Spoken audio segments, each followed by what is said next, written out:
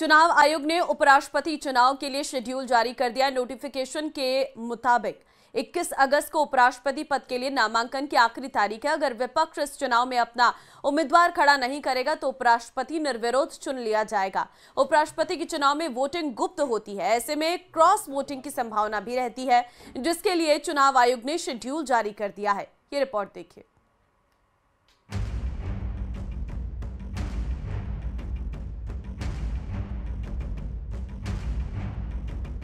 जगदीप धनखड़ के इस्तीफे के बाद से भारत के उपराष्ट्रपति का पद खाली है।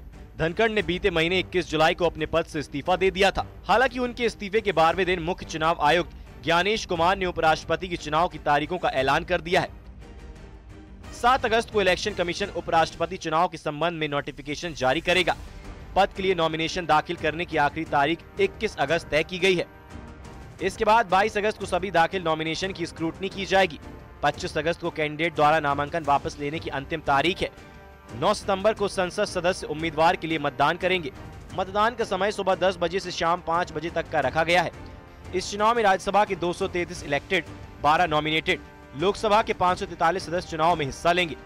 भारतीय उपराष्ट्रपति बनने के लिए टॉप 5 संभावित उम्मीदवारों की सूचना में कई प्रभावशाली और अनुभवी नेता शामिल हैं। इधर चुनाव आयोग की तरफ से शेड्यूल जारी होने के बाद सियासी सरगर्मी तेज हो गई है। बता दें कि 21 जुलाई को जगदीप धनखड़ ने उपराष्ट्रपति के पद से इस्तीफा दे दिया था।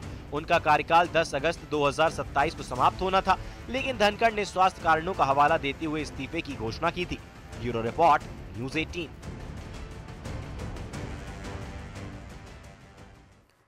मुंबई से कोलकाता जा रही इंडिगो की फ्लाइट में 2 यात्रियों के बीच कहासुनी के बाद मारपीट हो गई। वीडियो सोशल मीडिया पर वायरल हो रहे एक वीडियो में देखा जा सकता है कि एक यात्री ने अचानक दूसरे यात्री को थप्पड़ मार दिया। इस दौरान एयरलाइंस की एयर होस्टेस बीच बचाव करती हुई नजर आई हैं। यूपी के सहारनपुर से आई ये खबर आपको चौंका देगी, जहां यूपी सरकार की स्कूलों के मर्जर योजना के विरोध के लिए समाजवादी पार्टी ने एक ऐसा तरीका अपनाया जिसने शिक्षा व्यवस्था का ही राजनीतिकरण कर दिया। ये रिपोर्ट देखिए।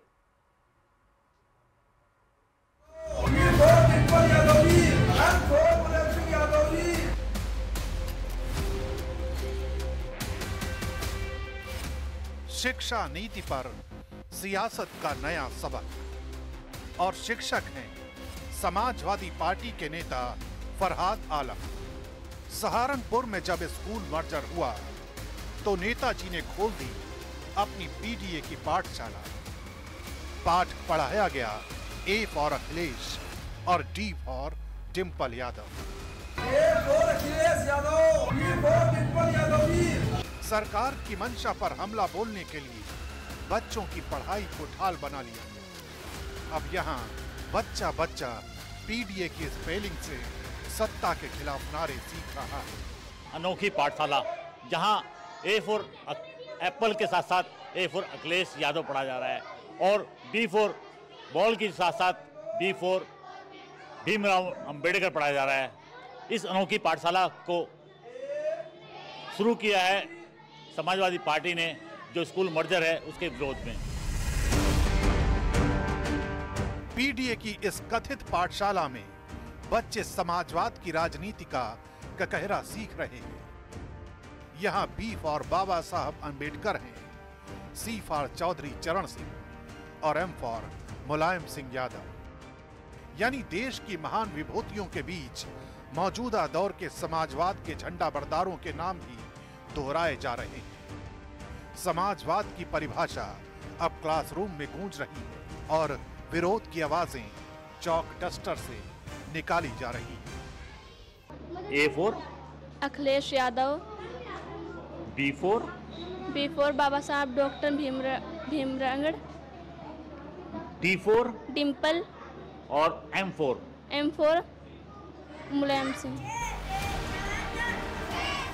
पाठशाला के मास्टर जी फरहाद आलम का दावा है कि ये कोई नौटंकी नहीं है, बल्कि सरकार के फैसले के खिलाफ एक सीधी लड़ाई है। लेकिन सवाल ये भी है, क्या बच्चों को मोहरा बनाकर की गई लड़ाई सच में समाजवाद सिखा रही है या सत्ता के लिए पाठशाला को मंच बना रही है? समाजवादी पार्टी के नेता फरहाद आलम कहते हैं, सरकार ने स्कूल छीना तो पीडीए ने तालीम का नया रास्ता दिखाया, लेकिन पीडीए की पाठशाला अब खुद एक सवाल बन गई है।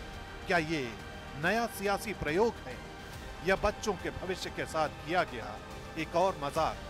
क्या राजनीति के लिए नौनिहालों की स्लेट का सहारा लिया जाएगा? क्या बच्चों पर समाजवादी सियासत का दांव आजमाया जाएगा?